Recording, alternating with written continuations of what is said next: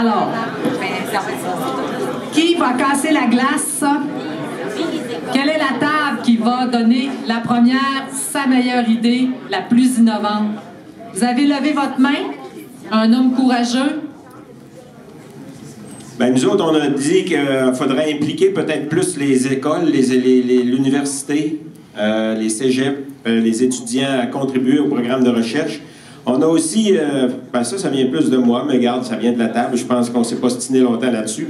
Lorsqu'on fait des demandes de projets, il y a souvent une participation privée qui est quand même un peu compliquée dans certains cas, la participation financière du promoteur ou peu importe.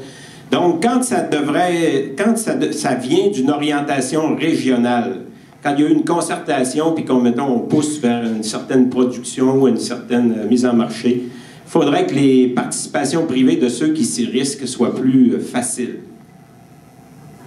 Ensuite, ça fait le tour pour tout de suite. Merci beaucoup. Alors, qui veut compétitionner avec ça? Ben là, c'est eux autres qui vont avoir le million. Alors, ici, est-ce que vous avez trouvé une idée? Je vais y aller, moi. Avez-vous trouvé une idée innovante? Ben, oui, la meilleure? Sont toutes bonnes. Sont toutes plus ou moins bonnes ou pas. Est-ce qu'il y en a une que vous seriez capable de vendre plus qu'une autre? Sont toutes égales. Est-ce qu'il y a quelqu'un qui a vraiment une dans le fond là-bas? On va y aller. On a un motivé.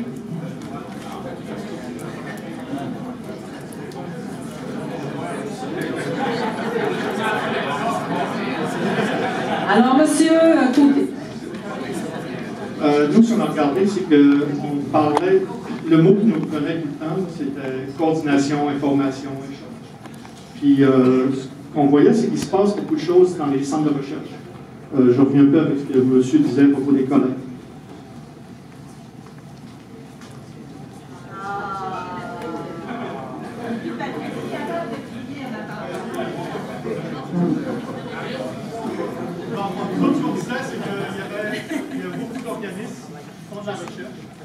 Étudiants qui cherchent des projets, mais il n'y a pas nécessairement toujours la communication. Je suis allé souvent à des congrès, des colloques, que ce soit avec Innova, que ce soit à des collèges qui présentent des projets d'étudiants. Mais ça vient d'un sens souvent, c'est des projets qui ont été montés. On a le. Oups, là, je suis plus une criée. Ben là, c'est les résultats du. C'est en fin de projet souvent qu'on reçoit les résultats. Nous, on regardait s'il n'y avait pas moyen de créer un genre de colloque où il se fait des échanges entre les gens qui font la recherche, mais les gens qui ont les problèmes. Donc, j'ai travaillé anciennement comme directeur de la recherche, où on avait à chaque colloque une salle où il y avait des chercheurs qui visitaient, présentaient leurs idées, mais il y avait aussi des entrepreneurs qui présentaient leurs problèmes. Donc, les problématiques qu'il y avait au niveau de l'irrigation, au niveau de faire accepter par le code du bâtiment quelque chose, parce que dans ce temps-là, j'étais dans les Trois-Verts.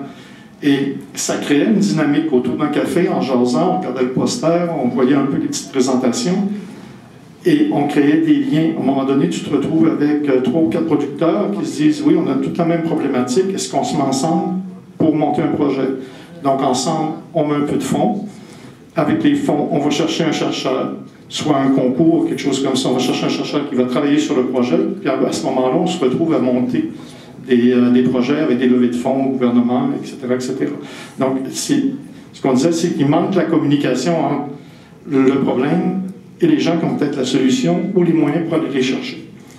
Donc, ce qu'on proposait, si on va plus concrètement, c'était de regarder pour un forum ou un colloque régional où il y aurait un échange, où il y aurait tous les intervenants. Pas seulement les intervenants de la recherche, comme le résumé de ce qui se passe chez Innova ou ce qui se passe à l'université, mais aller chercher tous les gens qui ont des étudiants, les gens qui sont intéressés en recherche, et ensemble rencontrer les producteurs et les associations. Ça peut être les producteurs de bleuets, ça peut être les producteurs des petits fruits qui s'organisent ensemble, qui disent ben, nous, on a un problème à ce niveau-là, on ne sait pas comment régler ce problème. Parce que j'ai travaillé à l'université, j'avais plein d'étudiants qui cherchaient des projets tout le temps, tandis que de l'autre côté, tu as plein de producteurs qui n'osent pas dire qu'ils ont un problème parce que d'abord, ils ne sont pas au courant que les autres ont peut-être le même problème. Donc, c'est ce genre, essayer de créer, si on veut être concret, puis avec le million, on va créer un comité qui va organiser le premier congrès, justement, d'échange entre les gens qui ont la problématique. Donc, créer une communication, créer une synergie dans le groupe. Merci beaucoup. Alors ça, c'est une bonne idée. Alors, c'est faire le lien entre la recherche et les problèmes du terrain. J'ai quelqu'un ici, puis je vais vous voir à bas après 3. Allez-y. Bonjour, c'est pour faire le pont avec monsieur. En fait, moi, je suis chargée de projet en saine alimentation pour la table intersectorielle régionale en saine d'habitude de vie. Et je vous invite à surveiller un événement qui va permettre d'asseoir chercheurs et justement producteurs et individus des municipalités, de la santé, des milieux éducatifs pour justement parler, en fait, de faire des liens, donc de connaître les besoins et après ça, de faire les liens aussi avec la recherche. Donc, surveiller le sommet de l'alimentation boréale le 22 mai. Prochain. Merci. Vous avez le droit de faire des plats. Alors, j'avais quelqu'un ici.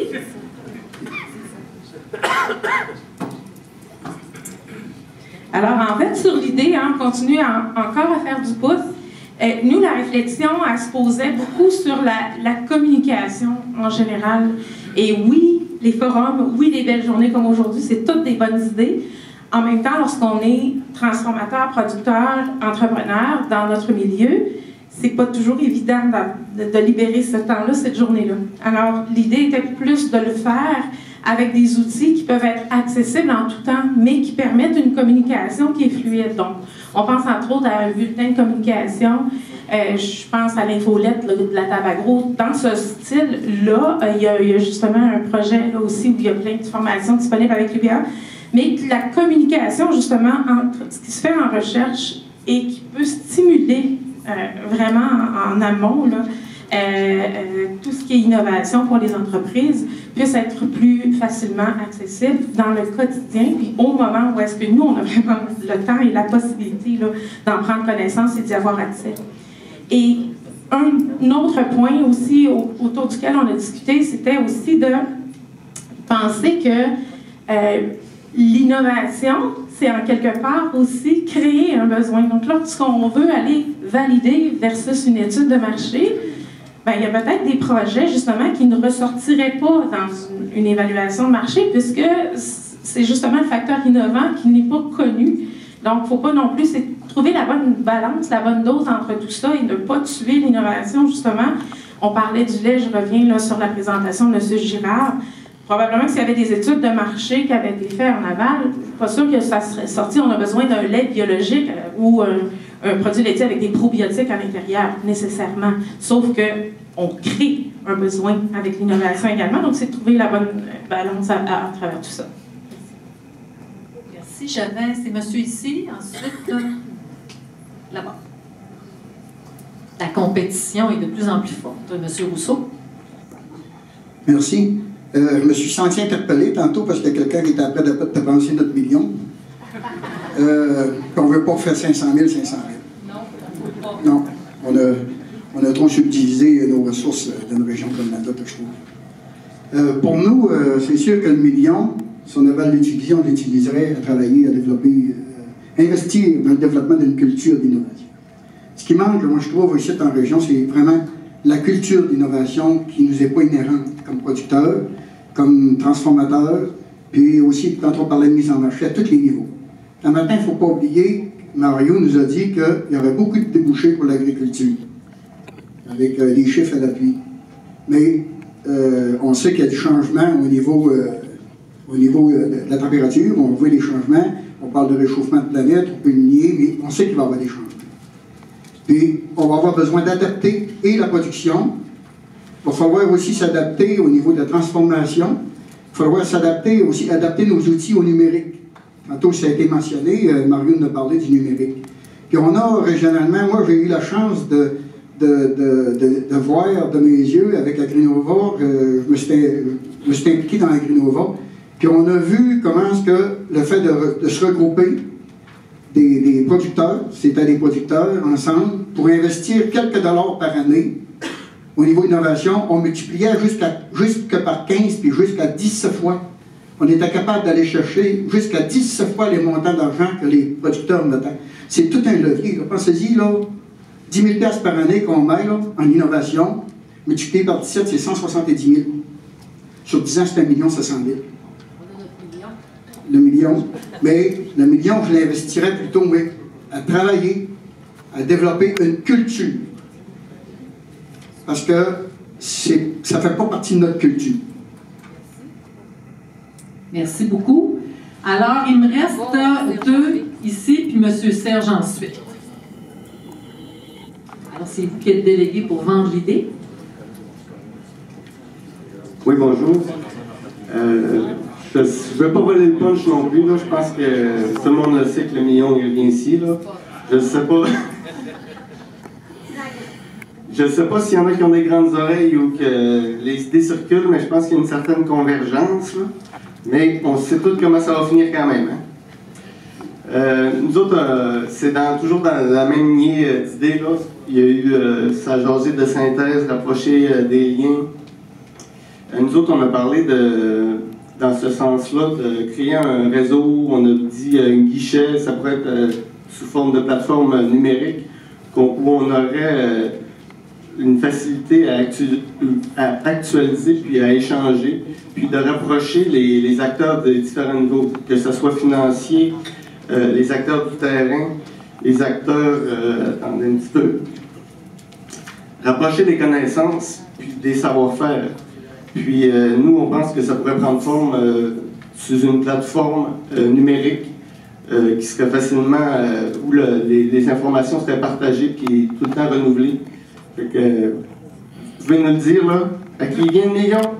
Il en reste un. Encore, il reste M. Serge. Ah, il y en a un autre après. OK. Il en reste 2, ça va être les 2 derniers, puis après, on va aller dîner. M. Serge. Bon. Nous, on a accroché sur le taux d'échec des produits qui sont lancés, 3 sur 4.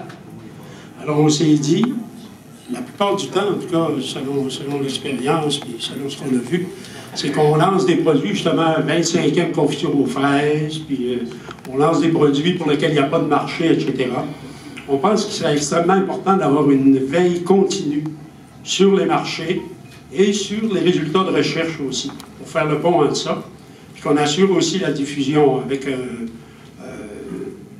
notamment au niveau technologique. Les retombées essentielles de ça, ça serait justement de diminuer le taux d'échec des produits lancés sur les marchés, une meilleure adéquation, une meilleure réponse des producteurs régionaux aux besoins des marchés, avec tous les changements démographiques, changements climatiques, tout ce qu'on voudra.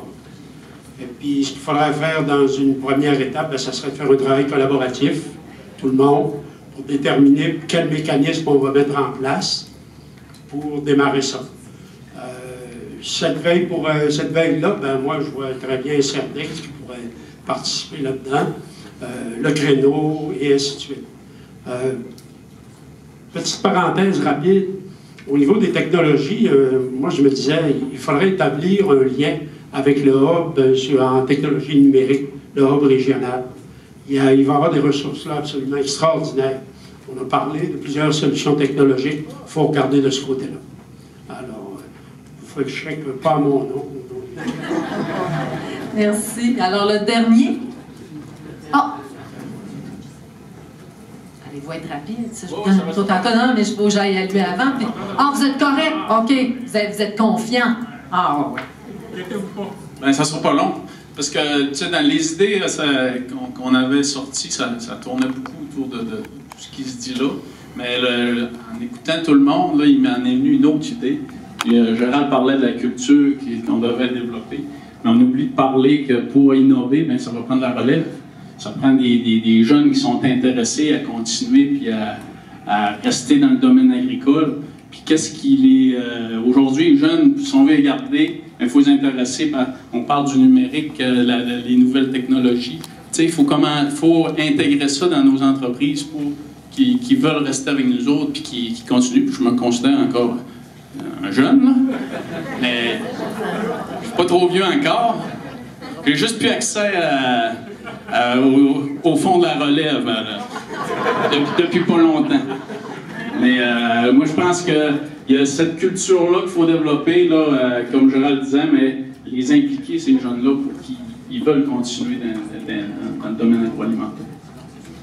Merci. Alors là, le dernier, c'est vrai. Le pitch final. Je trouve super intéressant tout ce qui a été dit, puis il y a des choses en termes de connaissances qu'on a soulevées aussi. En termes de trouver une manière de favoriser l'accès. On a beaucoup parlé de guichet unique avant, mais puis on l'a soulevé, le mot guichet unique d'accès.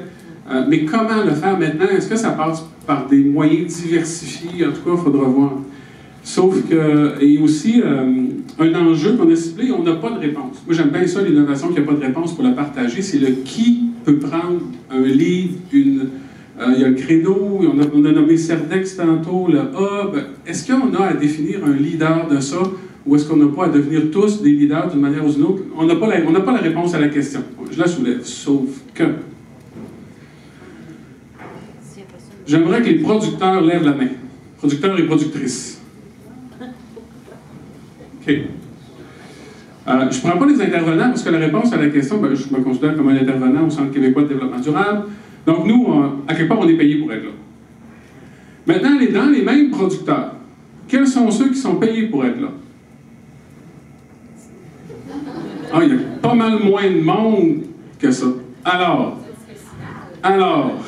une des idées, donc le tableau est plein, là, le million va être gagné sur ce tableau, c'est clair. On a pensé créer une fondation qui permettrait la création d'un dégagement, donc un remboursement d'une manière X, pour éviter les producteurs et productrices à créer ensemble de nouveaux produits. Donc on sait que la rareté de la main-d'œuvre est un enjeu. Des fois, un incitatif financier peut permettre aux producteurs. Et nous, ce qu'on s'est engagé, mais ils ne le savent pas, c'est que le million que vous allez me donner tantôt, on va permettre de créer la fondation qui va permettre de faire ça. Bref, merci. Bonne fin de journée. Merci. Là, on vient de nous glisser à l'oreille que c'est pas vrai. Moi, je pensais que c'était vrai. Alors, si vous avez des plaintes, c'est Isabelle Rivard qui va aller voir. Sauf que des millions, ce qu'on dit, c'est qu'il y a beaucoup de fonds de développement où il y en a des millions, des programmes. Alors, il faut les trouver.